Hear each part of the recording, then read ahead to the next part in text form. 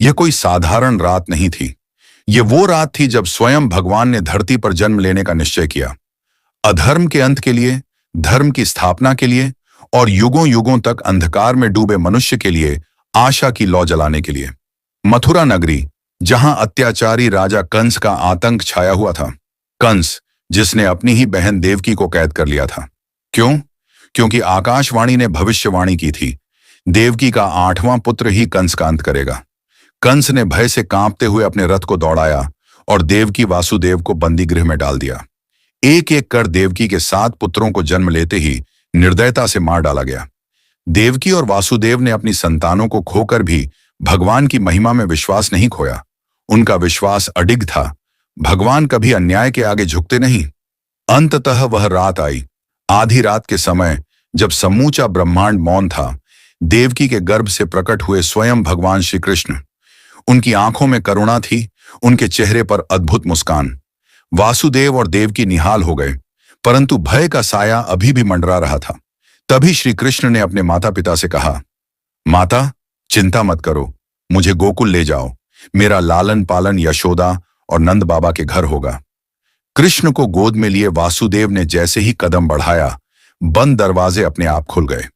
पहरेदारों की आंखों पर जैसे नींद की चादर बिछा दी गई। लेकिन वासुदेव के कदम नहीं रुके। वह पहुंचे यमुना नदी के किनारे।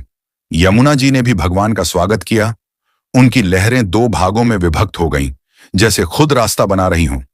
वासुदेव का हर कदम श्रम साध्य था। मूसलाधार बारिश की बूंदें उनके तन को भिगो रही थीं, परंतु उनके हृदय में आशा की लौ बुझने न पाई। श्री कृष्ण की नन्ही मुस्कान उनके साहस का स्रोत बन चुकी थी। और तभी आकाश में बिजली कौंधी, शेषनाग प्रकट हुए। उनके विशाल फनों की छाया वासुदेव और बालकृष्ण पर एक दिव्य छत्र बन गई। उनके फनों से टपकती जलधाराएं भी अब श्री कृष्ण को भिगोने की अनुमति नहीं पा रही थीं।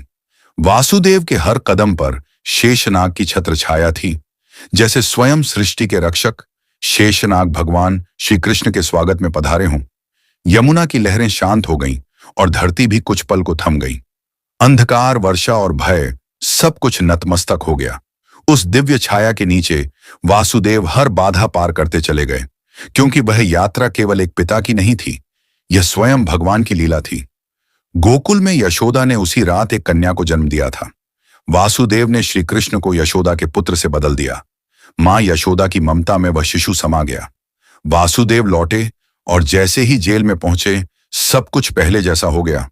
दरवाजे बंद, प्रहरी जागरूक। कंस को जैसे ही कन्या के जन्म का पता चला, वह तुरंत जेल में आया। कन्या ने कंस के हाथों से छूटकर आकाश में देवी योग माया का रूप धारण कर लिया। उसने कंस को चेताया, अरे पापी, तेरा अंत करने वाला गोकुल में जन्म ले चुका है। कंस भय से कांप उठा, परंतु गोकुल में नंद बाबा का घर आनंद से गूंज उठा। भगवान श्री कृष्ण की किलकारियों ने सारे अधर्म के अंधकार को चीर दिया। यहीं से शुरू हुई श्री कृष्ण की अद्भुत लीलाएं, माखन चुराना, गोपियों संग रास रचाना और अंततः अधर्म के प्रतीक कंस का वध करना। उनके जन्म ने संदेश दिया, जब जब अधर्म बढ़ेगा, भगवान अवतार लेंगे। यह कथा केवल जन्म की नहीं, सत्य की विजय की है। यह कथा है विश्वास की, धर्म की और उस अद्भुत प्रेम की जो हर युग में भगवान श्री कृष्ण के रूप में जीवित है। जय श्री कृष्ण।